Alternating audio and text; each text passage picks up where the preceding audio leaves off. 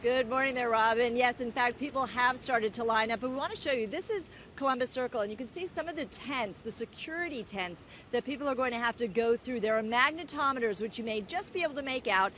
We're seeing TSA security screening agents. They will help go through various items, make sure everybody is sort of patted down. Over on this side, Robin, we'll show you that in just a moment, but that's where the crowds are. They're outside. I have never seen security like this before. The road just behind me where people are lining up is where the balloons come down for Central Park for Thanksgiving. That's Central Park West. And I can tell you, the entire area is a frozen zone. They've closed off the side streets. There are police cars everywhere.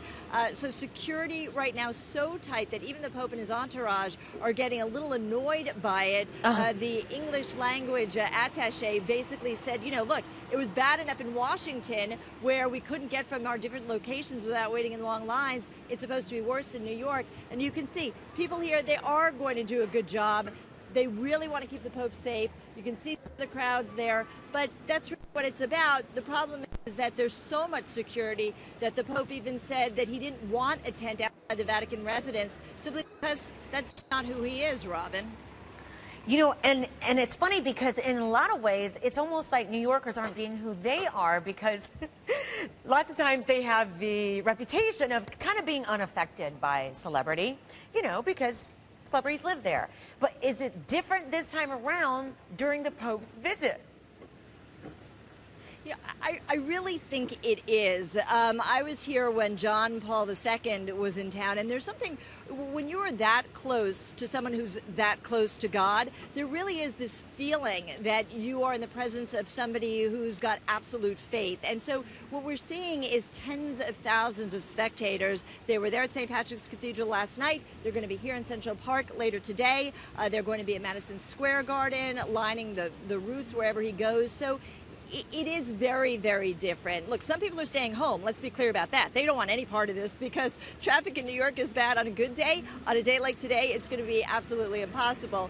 But it is different, Robin. So how are you supposed to get tickets for some of these events?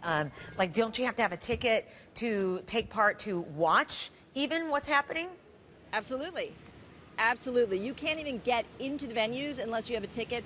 People applied months ago when the Pope was coming. There are about 80,000 people who are going to be here in Central Park.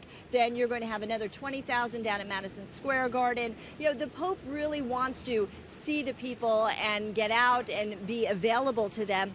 But the message that we're seeing, the messaging, the optics of it, Robin, when you think about it, all those security guards, not just the Pope's personal detail, but also the U.S. Secret Service, which is running this event, plus everybody else who's in the mix. So there is a very sort of different message, given that this is a man of peace who apparently needs more protection than anybody else, which is kind of challenging.